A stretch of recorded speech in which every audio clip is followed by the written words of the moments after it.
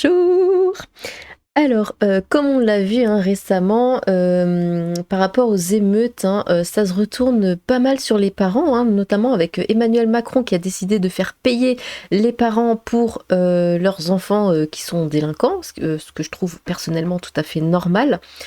Mais on a aussi vu que, ben, la plupart des émeutiers étaient, très jeunes et n'avaient pas de réelle, raison, hein, de faire ça, enfin, on a vu des: «Oui, bah, en fait, on m'a passé un, comment ça s'appelle? Un mortier et du coup j'ai tiré». Enfin voilà, mais sans sans plus de raison, bon, pourquoi pas, hein. Comme on va le voir, dans la vidéo, il y en a qui disent: «Oui, bah, c'est parce que je voulais faire un cadeau à ma maman» ou «Oh bah, j'étais à côté donc voilà» ou alors: «Bah, je pensais que c'était amusant». Enfin, c'est quoi? Bon, voilà, ce sont des jeunes, ils ne réfléchissent pas. Le préfet de l'Hérault, donc parle aux parents parce que ça sert à rien là de parler aux jeunes, voilà, ils ils n'ont pas de cerveau, enfin il est pas encore très bien développé. Donc on s'adresse aux parents directement, à savoir de claques et au lit, hein, les recommandations du préfet de l'Hérault aux parents des émeutiers. Et c'est une bonne chose, de s'adresser finalement directement aux parents parce qu'on n'aura rien, on va enfin ça n'amènera à rien, de finalement de s'en prendre aux enfants parce que c'est les parents, c'est l'éducation. S'ils les tiennent pas, bon voilà, on a bien vu qu'ils avaient pas peur des policiers, peut-être ont-ils peur de leurs parents, je n'en sais rien. Face aux violences qui traversent la France depuis, la mort de Nel, le gouvernement appelle à la responsabilité des parents des jeunes émeutiers. Après bon, on a vu, hein, quelques parents qui étaient, quelquefois pires, hein, que leurs enfants, donc après c'est pas étonnant. Les parents co-responsables des violences qui émaillent la France depuis la mort de Naël, depuis le début des émeutes, le gouvernement appelle les parents à assumer leur rôle. C'est la responsabilité des parents de les tenir à leur domicile, avait prévenu vendredi le président de la République. Parce que le problème avec beaucoup de parents, c'est qu'ils pensent que c'est l'école qui doit les éduquer et dehors, bah, la police, hein, apparemment, mais eux n'ont rien à faire, voilà, ils les ont mis au monde et puis basta, puis voilà, ils ont fait leur taf et puis il y a plus rien à faire. Non, c'est pas comme ça que ça se passe. Qu'ils tiennent leur gosse, a lancé samedi le ministre de la Justice, Éric Dupond-Moretti. Interrogé ce lundi matin sur France Bleu, le préfet de l'Hérault a pour sa part livré sa méthode. D'ailleurs, j'ai vu là passer une info, alors ça c'était en Belgique, c'était un garçon de 15 ans, je crois, qui a mis le feu à son école pour impressionner sa copine, hein. Oui, ouais, oui, c'était vraiment l'excuse. C'était pour impressionner sa copine, donc voilà, il a mis le feu, il est venu avec un bidon d'essence, il a jeté ça partout dans la salle de classe et il a mis le feu. Enfin, c'est incroyable. Et du coup, c'est les parents qui doivent payer les réparations. Eh bah oui, il a 15 ans, donc c'est les parents qui payent. Et c'est tout à fait normal. Et il faudrait que ça se passe exactement de la même manière en France. Je vois pas pourquoi ce serait pas le cas. Je sais qu'en 2019, le Parlement a interdit la fessée, mais très franchement, ah oui, non, mais c'est interdire la fessée, non mais attendez. De vous à moi, vous attrapez votre gamin qui descend dans la rue pour brûler des véhicules de police, pour caillasser des pompiers ou piller des magasins, la méthode c'est quoi? Bah, c'est le ranger dans le coffre, apparemment. C'est de claquer au lit, c'est ce que faisaient nos grands-parents, a prévenu Hugues Moutou. Mais oui, mais oui. De toute façon, je l'avais déjà raconté dans une vidéo. Moi, si je faisais une bêtise, c'était la cuillère en bois, hein, que je me prenais. Oui, parce que ma mère disait: «Ça fait trop mal de taper avec la main, donc j'utilise la cuillère en bois». D'ailleurs, une fois, la cuillère en bois s'est cassée en deux quand quand elle nous tapait, mon frère et moi, avec. Mais j'avais très peur de la cuillère en bois. Et c'était la menace ultime, hein, c'était: «Attention, hein, sinon je vais attraper la cuillère en bois, hein». Et là, tout de suite, on était calmés, hein, là, on bougeait plus, il y avait plus de soucis. Ne laissez pas traîner vos fils. Vendredi, le représentant de l'État dans l'Hérault avait appelé les parents à ne pas laisser traîner vos fils. Quand on met au monde des enfants, on s'en occupe dès la naissance, a-t-il martelé. Si effectivement, dans les 12-13 premières années, ces enfants sont élevés comme des herbes folles, il ne faut pas s'étonner qu'à 12-13 ans, on les voit caillasser des véhicules de police ou piller des magasins. Qu'est-ce que ça dit? Trop de jeunes mineurs parmi les émeutiers hier à la Mosson-Montpellier et à la Devèze, Béziers. Je demande ce soir aux parents concernés d'exercer pleinement leur autorité parentale dans l'intérêt de leurs enfants. Ne laissez pas traîner vos fils. Ce n'est pas normal que des enfants de 12 ans puissent être à 3 heures du matin au cœur d'une ville. Mais oui! Et puis les parents, enfin, ils s'inquiètent pas, au moins juste s'inquiéter de se dire: «Le gamin, il a 12 ans, c'est le milieu de la nuit, il est dehors». Et ils ont pas peur pour lui, ils se disent pas: «Oui, il pourrait lui arriver, n'importe quoi». Enfin, très loin de chez eux, une barre de métal à la main. a estimé Olivier Véran, le porte-parole du gouvernement, lors de l'émission Questions politiques. Donc là, oui, il répète, l'autorité des parents se doit d'être totale pour que cette situation cesse. Les parents qui ne s'intéressent pas à leurs gamins et qui les laissent traîner la nuit en sachant où ils vont aller, ils encourent 2 ans de prison ferme et 30 000 € d'amende, a rappelé le ministre de la Justice en déplacement samedi au tribunal de Créteil dans le Val-de-Marne. Ce n'est pas à l'État d'élever les enfants. L'État peut aider les parents, mais il ne peut pas se substituer à eux, a ajouté Éric Dupond-Moretti. C'est dingue, dernièrement, je suis vachement d'accord avec le gouvernement, c'est vraiment pas habituel. Je me sens toute bizarre, là. Éric Dupond-Moretti, ce mec, je peux pas le voir, mais il a raison, hein. Et Macron aussi, il a vouloir faire payer les parents, il a complètement raison. Il n'est pas question d'ajouter de la misère à la misère, a précisé lundi sur France Inter le garde des Sceaux. Ouais, mais c'est pas parce que t'es pauvre que tu peux tout te permettre. Moi aussi, j'étais pauvre quand j'étais petite. Dans ma famille, on était pauvres, mais on sortait pas tout cassé. Au contraire, quand dans notre quartier, il y avait quelque chose qui venait d'être construit, un nouveau truc, on était content, on y allait, on en profitait. Par contre, la racaille cassait tout. Ça tenait 2 semaines et après, c'était cassé. Voilà. Et c'était tout le temps comme ça. Je sais pas pourquoi ils faisaient ça. C'était cool, quoi. C'était bien pour nous de... Mais bon. La maman qui travaille la nuit pour nourrir sa famille, il n'est pas question de venir l'ennuyer. Mais ceux qui sont en responsabilité peuvent assurer l'autorité parentale et qu'ils ne le font pas, soit par désinvolture, soit, et c'est pire, par intérêt. Il faut leur rappeler un certain nombre de choses. Et oui, et oui. Donc 2 claques et au lit, c'est tout ce qu'il faut faire. Voilà, en général, ça marche. Et c'est comme ça qu'on éduque. Quand j'ai vu cette loi, oui, interdiction de donner la fessée, je me suis dit, non mais attendez, c'est bon là l'enfant roi. Moi j'en connais des gamins comme ça qui ont été élevés, ils ont grandi sans jamais avoir reçu une seule claque ou une seule fessée, sans jamais avoir été punis. Mais c'est des raclures maintenant. Vraiment, ils sont insupportables. Ils pensent que tout leur est dû et ne veulent faire aucun effort pour rien du tout. Ça doit leur tomber directement dessus parce que ou sinon ça va pas, sinon ça pique des crises. Ils sont insupportables, réellement. Et ça aussi, évidemment, il faut pas battre son enfant, évidemment. C'est même pas à préciser.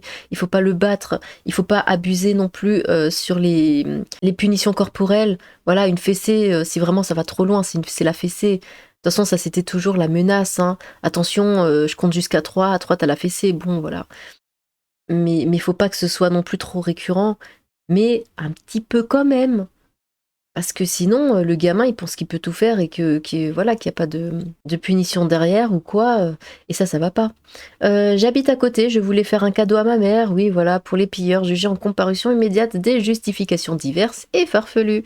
Beaucoup d'émeutiers qui ont fini par piller des magasins les soirs d'émeutes ont été jugés en comparution immédiate dans tout le pays ces derniers jours. Ils ont souvent donné des raisons étranges à leur présence sur les lieux, mais parce qu'ils n'avaient pas de raison, c'est des gamins, ils sont paumés, et puis...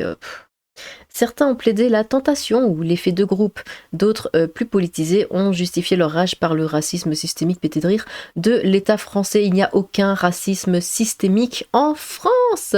Enfin, combien de fois faudra le répéter? Il n'y a pas de racisme systémique. Absolument pas. Il y en a qui viennent qui disent oui, quand je cherche du travail, on me prend pas. Bah et moi alors, toute ma vie a eu mon CV à un moment. J'envoyais 10 CV, je recevais une réponse. Et souvent négative d'ailleurs quand je cherchais du travail.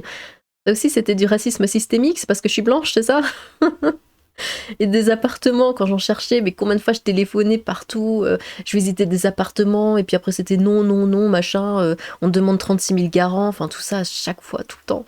Là aussi c'était insupportable, c'est quoi? C'est parce que je suis blanche? C'est du racisme systémique aussi contre les blancs?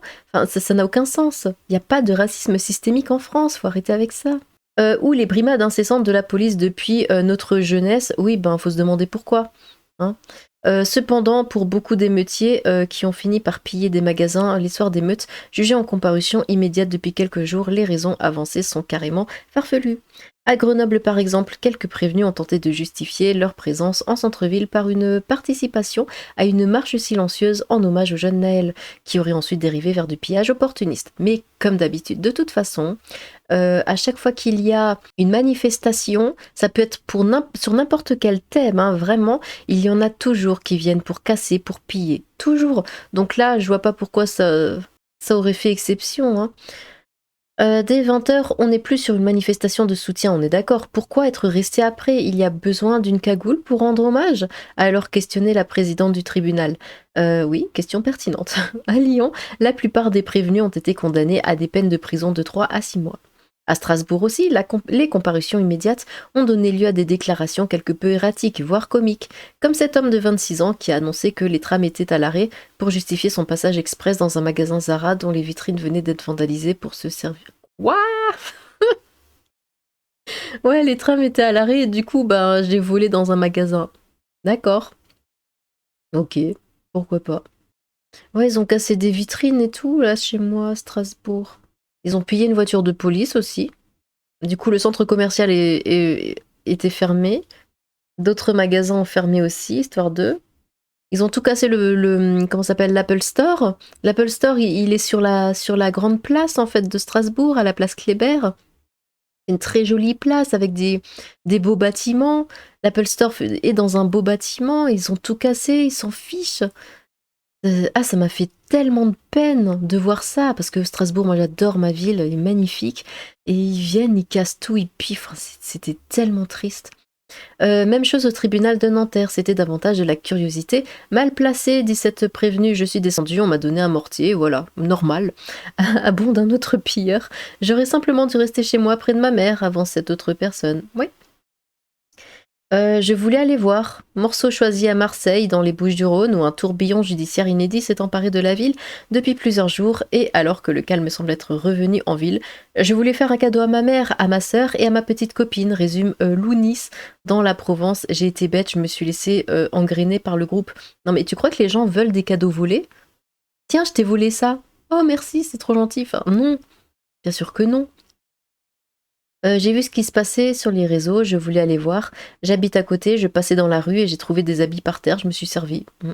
Ou encore, j'ai vu que tout le monde prenait des trucs, j'ai pris des trucs. Raconte Ethem, un Algérien de 25 ans. Bon, là, ça revient à dire, oui, si l'autre se jette du pont, est-ce que tu te jettes aussi? Enfin, vous savez, en Corée, ah oui, là je pars loin. En Corée, il y a des magasins où il n'y a pas de vendeur. C'est-à-dire que les articles sont là, dehors, voilà. On prend un article et il y a une boîte et on met l'argent dans cette boîte. Mais il n'y a personne pour surveiller. Et ça marche. Les gens payent leur article, ils mettent l'argent dans la boîte. Jamais ça ne marcherait en France. Parce que les gens trouvent des choses et ils se servent. Ils se servent tout simplement. C'était pour l'anniversaire de ma mère. Non mais quelle honte! Mais tu crois que ta mère veut un cadeau volé? Mais qu'est-ce que c'est que ça? Avance encore Jimmy, un électricien marseillais. En plus tu bosses, t'as de l'argent. Réponse du tac au tac du président du tribunal. Et la cagoule élégant, c'est pour l'électricité. Malgré le caractère dramatique, bah oui, bah de toute façon tout était préparé. Ils sortent avec des cagoules, des gants, des machins. Évidemment qu'ils avaient pour but de le faire. Malgré le caractère dramatique des émeutes et des pillages de cette dernière semaine en France, les présidents de cour et les juges ont en effet eux aussi multiplié les bons mots devant le ridicule de certaines justifications. Il faisait froid, il faut bien sûr une cagoule pour aller à la plage. Ouais, c'est du foutage de gueule, hein, évidemment. J'avais un autre article du coup, sursis et bracelet électronique pour 10 hommes dans l'Oise. Le tribunal de Senlis a condamné 10 hommes à de la prison ferme sous bracelet électronique ou avec sursis pour avoir participé aux émeutes des derniers jours en France. Alors bon, là aussi, la justice... Alors bon, personnellement, je trouve ça très bien qu'ils fassent de la prison ferme, mais pourquoi les gnoleurs n'en font pas? Voilà, parce qu'un gnôle, c'est quand même bien plus grave qu'une vitrine cassée. Bon. 10 hommes âgés de 19 à 28 ans, 19 ans, ont été condamnés lundi. Mais pour cette bêtise, ils gâchent leur vie. Maintenant, ils ont un casier, ils font de la prison. Ont été condamnés lundi en comparution immédiate à des peines allant du sursis à la prison ferme sous bracelet électronique par le tribunal de Senlis, j'imagine, pour avoir participé aux émeutes de ces derniers jours. Le parquet avait requis des peines fermes sous bracelet électronique pour plusieurs des prévenus, dont certains ont tiré des mortiers d'artifice, d'autres pillé des commerces ou encore incendié un véhicule. Un stage de citoyenneté a systématiquement été prononcé, comme si ça allait changer quelque chose. 2 individus ayant un casier judiciaire jugés coupables d'avoir pillé une épicerie et 3 bars tabac à Creil ont été condamnés à 9 et 10 mois de peine à effectuer sous bracelet électronique. Pour les mêmes faits, 2 autres prévenus sans casier ont été condamnés à 6 et 9 mois avec sursis. L'un des commerces avait vu sa façade éventrée à coups de tractopelle.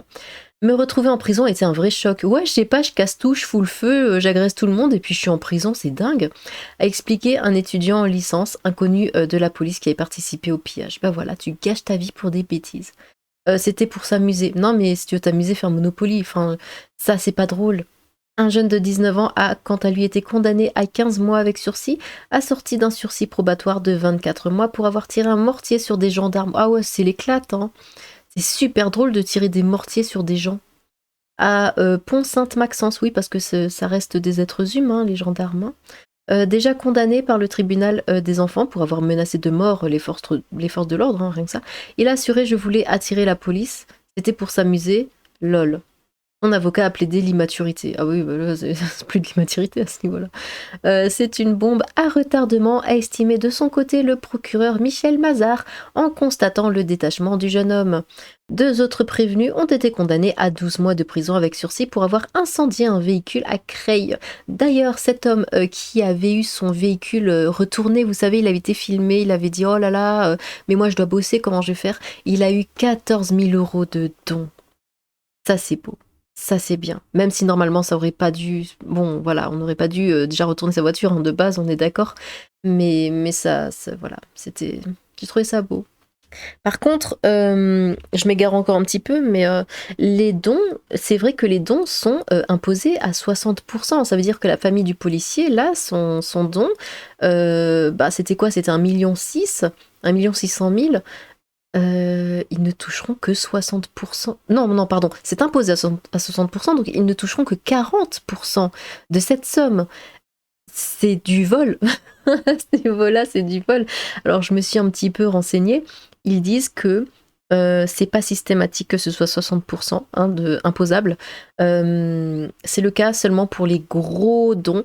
Quand c'est des petits dons faits entre la famille, les amis, tout ça, ça va. Ils ne sont pas aussi sévères, disons, mais quand ce sont des gros dons comme là pour la famille et que ça vient de plein d'étrangers, tout ça, bon ben voilà, c'est imposable à 60%. Et je trouve ça immonde. Vraiment, c'est immonde. L'un d'eux, inconnu de la police, c'était une petite parenthèse, excusez-moi, hein, a assuré avoir eu un coup de folie. J'avais bu, je vais tout faire pour dédommager la victime, s'est-il excusé. Bon. 2 hommes ayant transporté des mortiers d'artifice à Villiers-Saint-Paul, Oise, ont été condamnés à 4 mois de prison avec sursis. Un jeune homme de 20 ans sans casier judiciaire a quant à lui coupé de 105 heures de travaux d'intérêt général pour avoir incendié une poubelle au milieu de la chaussée à Crépy-en-Valois, Oise, et détérioré la route. Eh ben, là d'où je viens, hein, il y avait des poubelles qui brûlaient tout le temps, des caves et des voitures. Mais bon, personne. Enfin, il y avait les pompiers qui venaient, qui éteignaient, et puis après, voilà, c'était fini. La police ne venait jamais, et il n'y avait jamais de travaux d'intérêt général ou autre. Donc ils recommençaient, évidemment, ça les amusait. Bon, eh bien, dites-moi ce que vous pensez de tout ça. Est-ce que l'immaturité explique ou pire excuse ce genre de comportement? Est-ce que vous, quand vous étiez immature, parce qu'on l'a tous été, vous auriez réagi comme ça si vous étiez descendu à ce moment-là et qu'on vous avait mis un mortier dans les mains? Est-ce que vous auriez tiré sur les gendarmes? Eh bien, soyez honnête, hein, dans les réponses, hein, n'hésitez pas. J'ai hâte de vous lire. Sur ce, tchou!